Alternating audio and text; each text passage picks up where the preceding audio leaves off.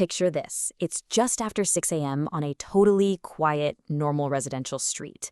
But that morning calm is just shattered. A security camera catches a full SWAT team moving in. They've got ladders, and they're literally attaching strips of explosives to the windows and the front door of a family home. This is the story of that raid and the absolutely chaotic events that led right up to it. So inside the house, Jenny Ramirez and her 2 kids are jolted awake by a frantic call from a neighbor. Seconds later, an explosion blows out their bedroom window, and her 6-year-old son starts screaming those words. "We're here. We're okay." He's trying to comfort his family. See, he thinks help has arrived. But his mom, she knows. They are not there to help. And then a second blast just blows the front door completely off its hinges. Outside, the sheer scale of this operation is, well, it's staggering. We're talking a full tactical team in formation, an armored vehicle with a K-9 unit, and federal immigration agents from the U.S. Border Patrol. This entire force, all of it, has descended on the home of Jenny Ramirez, who is a U.S. citizen. And this, right here, brings us to the central question of this entire explainer.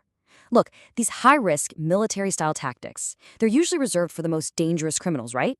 The target here was accused of damaging government property. So why this massive, overwhelming show of force?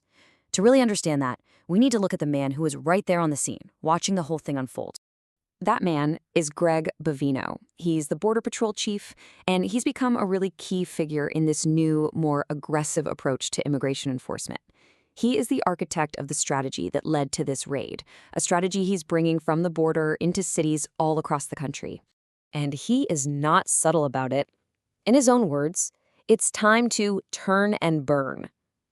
Now, what this means is injecting border-style patrol tactics, the kind designed for vast open deserts, right into the heart of busy, dense urban communities, a world away from any actual border. So what exactly is turn and burn? Well, according to Bovino himself, it's a strategy that uses fast, overwhelming force. The whole idea is to hit hard and then move on, to deter criminals and, crucially, to keep agents from getting tied down so they can pivot to the next target as quickly as possible. Now, this approach is a huge shift from the traditional way of doing things. ICE, another branch of Homeland Security, has historically done these methodical, time-consuming investigations that focus on specific individuals. Bovino's playbook is pretty much the opposite. It's all about fast, high-manpower sweeps designed for maximum impact and speed.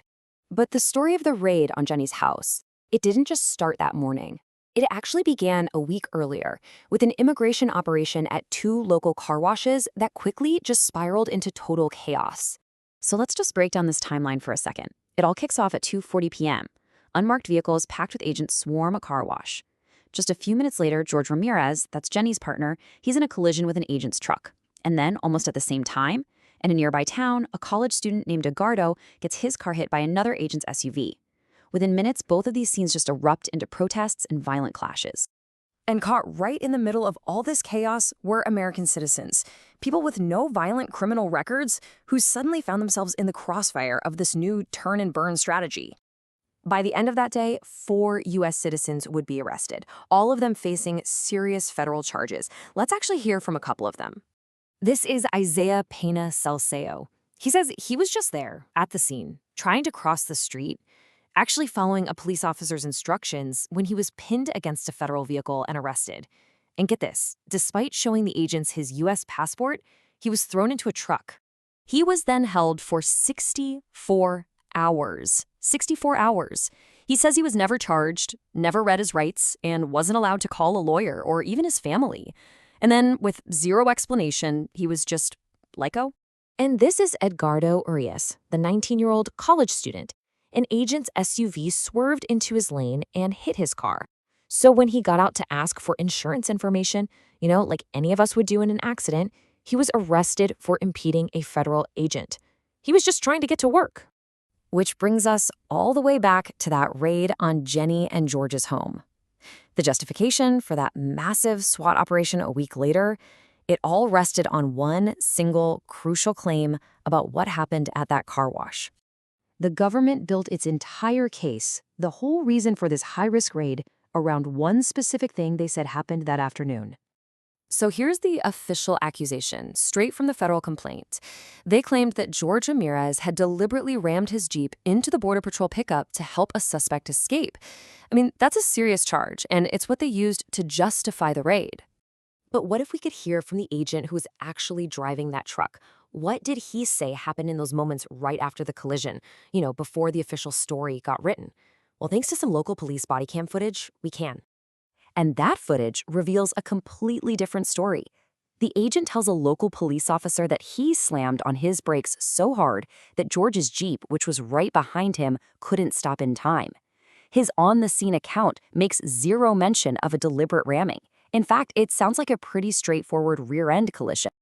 And so what happened when this evidence, this body cam footage, finally came to light? The federal government dropped all the charges against George Ramirez. The case was completely dismissed. So the case against the target of the raid just collapsed. But the turn and burn playbook, well, it left a trail of destruction and a ton of unintended consequences in this community. I mean, let's just tally the final score of that one day, shall we? 4 car crashes involving federal agents, 4 U.S. citizens arrested, hours of protests and violent clashes, tear gas being deployed on streets and in a public park, and it forced 6 different local police departments to respond to emergencies they had absolutely no part in creating. And the friction with local law enforcement, it became really obvious. The Bell Police chief later stated that, quote, "The federal government may have a certain way of handling crowd management, but we as an agency will not drive into crowds." That's a pretty clear reference to what the federal agents did that day, which the local police were then left to clean up. This one operation on one street raises a much bigger question. When these aggressive tactics, designed for the border, are brought into our own neighborhoods, creating chaos and harming citizens, who is ultimately accountable for all of the collateral damage?